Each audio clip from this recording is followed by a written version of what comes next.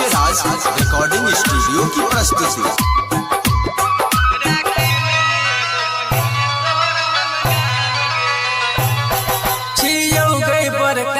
भैया नहीं बनबो हमको सैया छियौ गई बड़का भैया नहीं बनबो हमको सैया याद करे छी बहिनी बरस भसाम गे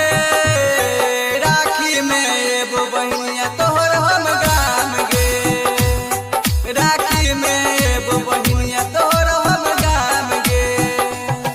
छियौ गई बड़का भैया नहीं बनबो हमको सैया छियौ गई बड़का भैया नहीं बनबो हमको सैया याद करे छी बहिनी बरस भसाम गे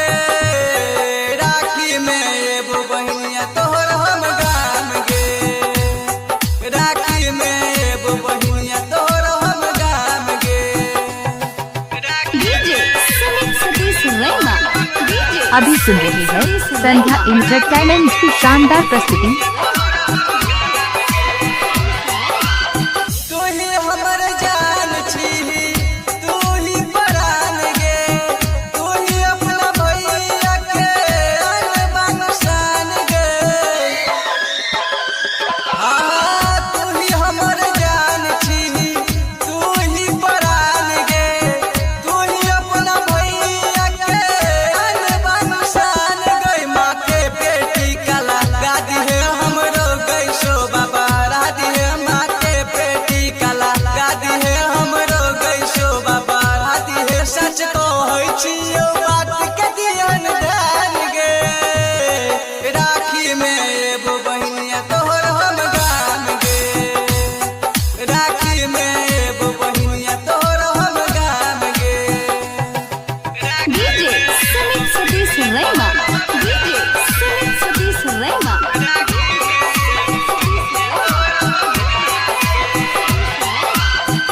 एलियो कमाइला बहिन हम परदेश में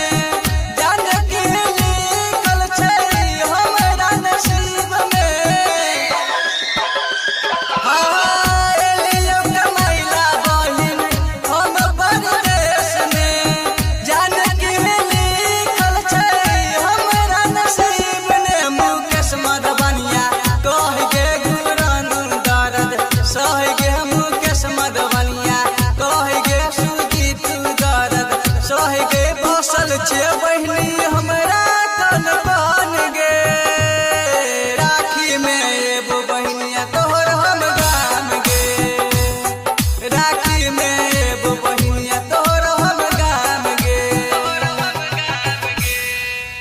यदि आप चाहते हैं संध्या एंटरटेनमेंट के सभी ऑडियो वीडियो देखें तो चैनल को सब्सक्राइब जरूर करें और बेल आइकन को दबाना ना भूलें।